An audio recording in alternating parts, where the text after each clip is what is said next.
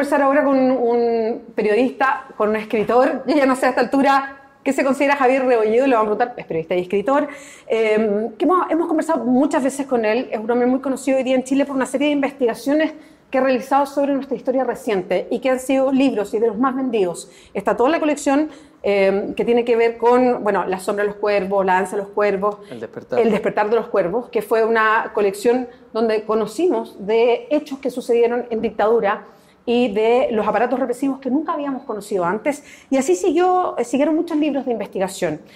Javier está presentando hoy día su último libro, que de alguna manera es parte de nuestra historia reciente, pero a lo mejor toca otras teclas. Ya le vamos a contar más. Se trata de Los hijos del frío y es por eso que Javier nos acompaña ahora aquí en Clever. ¿Cómo estás, Javier? Muchas gracias por estar con nosotros. Estoy bien, muchas gracias por la invitación. ¿Es un libro distinto? Es un libro distinto. ¿Por qué?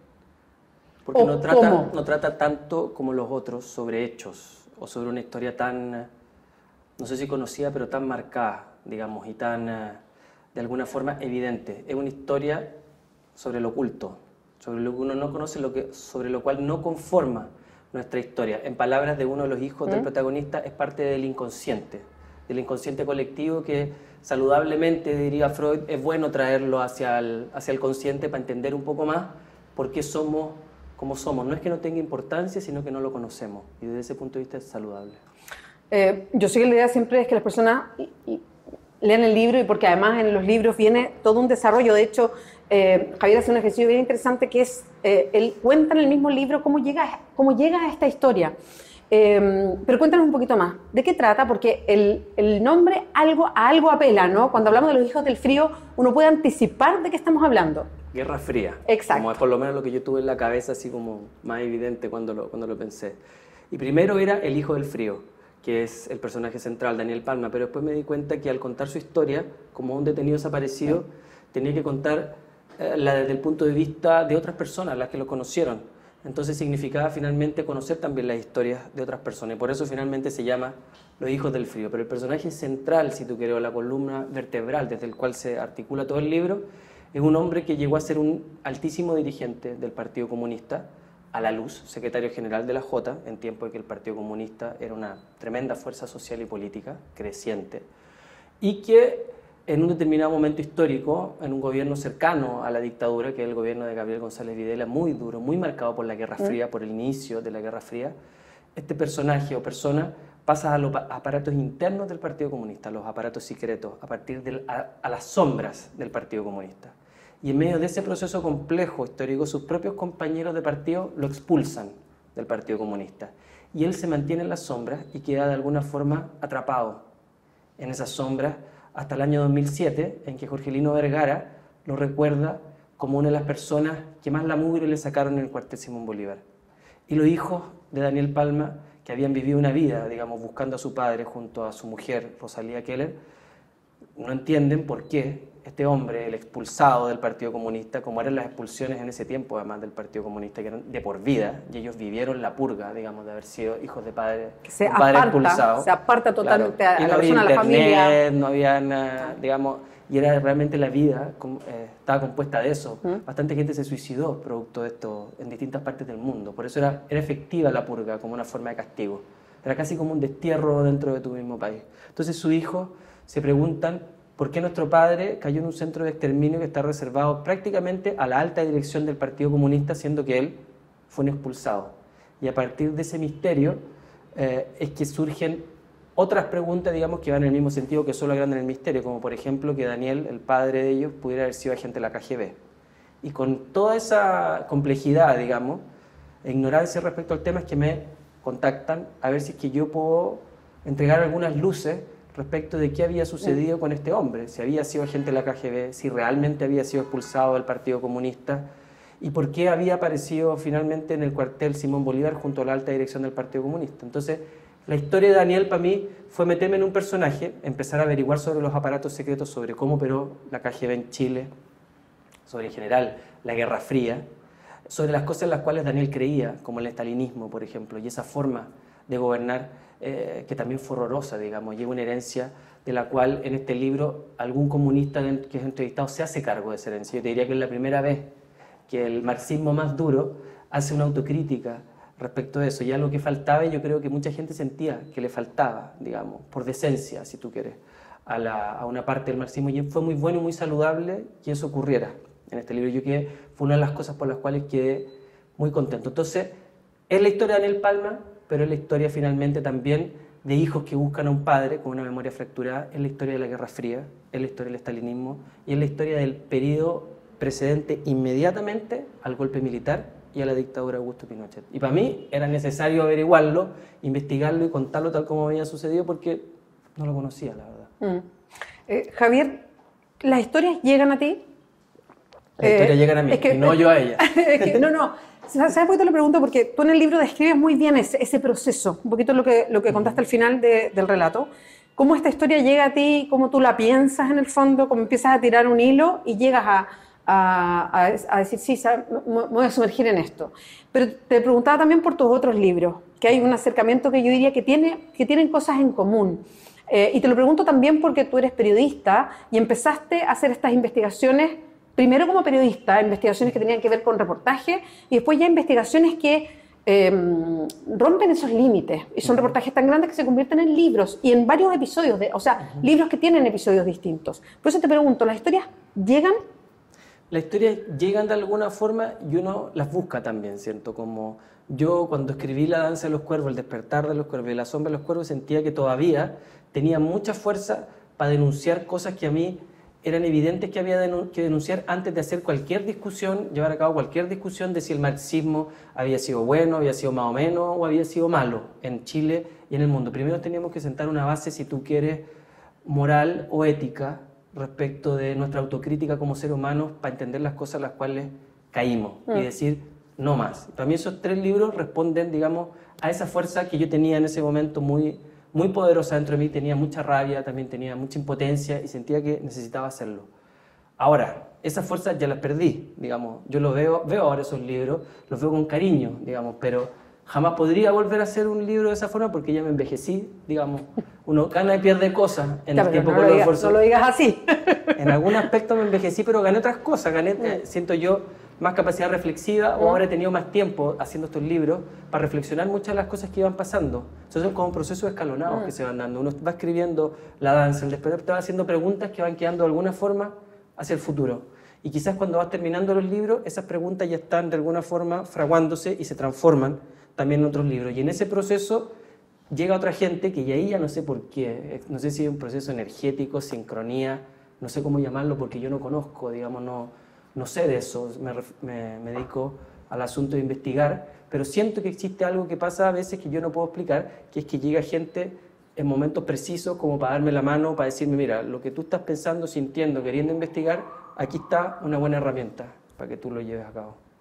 Javier, ¿cómo viviste este episodio? ¿Qué reflexión haces después de lo que vivimos recién? Porque yo hago como harto del nexo de lo que estamos conversando con toda esta discusión que trajo de nuevo, porque no es primera vez que pasa, el hoy ex ministro de Cultura, a propósito del Museo de la Memoria y esto del famoso contexto previo, claro. La discusión abierta sobre derechos humanos, sobre nuestra posición en general en Chile, de un sector político u otro, sobre derechos humanos. Creo que sin quererlo, la derecha le hizo un flaco favor, le hizo un gran favor, un flaco favor a la propia derecha y un gran favor a la centroizquierda, si tú quieres, bastante fragmentada, producto de los últimos eventos, digamos, que conocemos y que no me voy a referir en detalle, pero que han sido ampliamente cubiertos. Creo que no pensaron en eso. Creo que lo vieron simplemente desde un punto de vista más brutal, con inexperiencia, y creyeron que como estaba fracturada, digamos, la izquierda, era el momento, como se dice en vulgar chileno, para meter la cuña o meter la punta y decir, ¿sabes qué? Yo, este discurso que siempre he tenido acá y que me lo he tenido que guardar hace unos 10 años a esta parte, porque el tema de los derechos humanos aumentó y ahora veo que disminuyó, ¿no? Voy a volver sobre eso y volvamos a ver que acá hubo 2 lados y que hay 2 verdades y que tenemos nuestros pecados y ellos tienen sus pecados. Y yo creo que lo que no supieron medir es que fue tan grande el avance que tuvieron los derechos humanos desde ese periodo, cuando ellos, digamos, hablaban de este tema abiertamente y se lo callaron durante 10 años y ahora creyeron que lo podían volver a sacar, fue tan grande el avance que fue abrumador simplemente. Entonces, si tú te fijas, fue como que les cayó una roca encima, porque ni Evópoli, digamos, ni el partido de la Lili Pérez, que no me acuerdo cómo... Amplitud, digamos, que podrían haber tenido quizás una posición ahí un poco ambivalente, la tuvieron en lo absoluto, digamos, y fueron durísimos. Y tenemos solamente ahora a una UDI y una parte de Renovación Nacional, digamos, que también es grande, que está, digamos, por esta posición que puede verse reflejada quizás, espero que no, en un museo de la democracia, digamos, en que se cuenten, al parecer, estos dos lados u otros procesos también complejos. Yo creo que obedece a una cuestión que es bastante más banal, pero que no hemos sabido ver tampoco, que es que Piñera, evidentemente, cuando se asustó en la primera vuelta, porque nadie pensaba que tú ibas a sacar la votación que sacaste en primer lugar, y nadie pensó que José Antonio Kast iba a sacar la votación tampoco que sacó, que eso es para mí lo más preocupante, digamos, lo tuyo lo celebro, lo de él me preocupa. Entonces, ¿con quién negoció? Piñera no fue contigo, fue con ese grupo, y sabemos lo que ese grupo representa, digamos, ética y moralmente respecto de las violaciones a los derechos humanos.